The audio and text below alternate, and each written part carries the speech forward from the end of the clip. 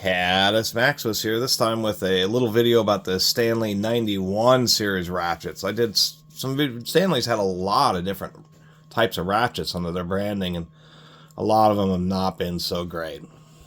Like the 89 series was terrible, but this is a different series. This is the 91 series, the 91-928 for this 1/4 inch one. No country of origin, I assume it's made in Taiwan. This is actually much improved. They must have had like a lot of warranty claims on some of their other designs, and except for their micro touch ones, which are actually I liked. But this 91 series, even though this is a 1/4 inch, is actually a pretty decent ratchet. As we'll see in a minute, it actually uses just a more standard, I don't know what the official name, but like a batwing pawl or a Williams style pawl design, which is one of the most common pairhead pawl designs. Is actually pretty solid. A little bit of looseness on the switch. I don't like the way the switch is just kind of hanging out there, because if you drop it, it is more likely to get broken. But that's probably the worst part about this ratchet. That, and the anvil is really loose. I'll show you in a second here. I actually put in a shim washer, so it's tight now, but it did have a lot of play in the anvil. But I do like that the way the screws go through the body and into the bottom plate, although I don't know if you can buy rebuild kits. The other thing I was going to show here is is the fact that this probably has the strongest spring for the quick release I've ever encountered. But pressing this in here, I mean, it on this 1/4 inch, it's insanely strong, and like dents my finger in just pressing that. We have like a socket here that does not have,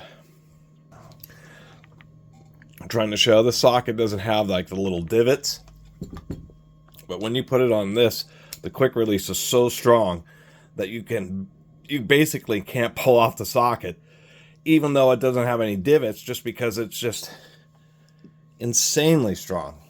We'll take a quick look at the mechanism inside here. I did grease this. Pretty thick bottom plate, for at least for the 1/4 inch, so I assume it would be proportionately thicker for the other designs.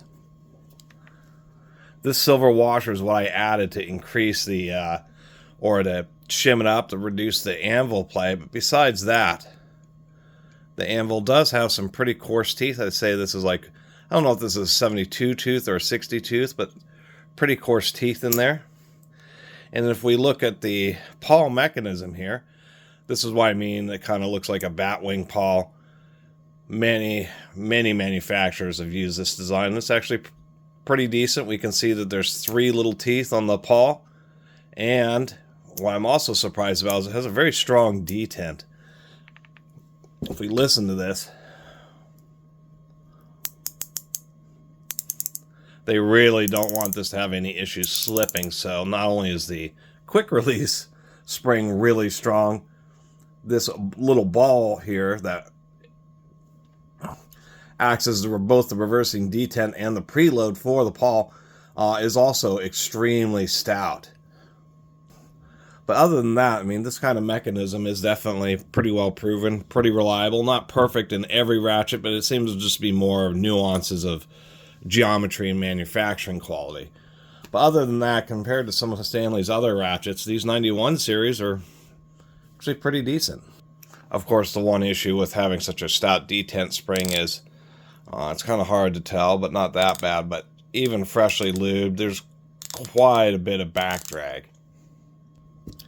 But otherwise, to tell you the truth, it's not a bad ratchet. I wouldn't mind picking up the matching 3/8 and 1/2 inch version. But at least Stanley was trying here. And overall, it's not too bad. I just do still worry about this switch, just because it's kind of hanging out there in space. Anyway, really appreciate you all watching. See you next time.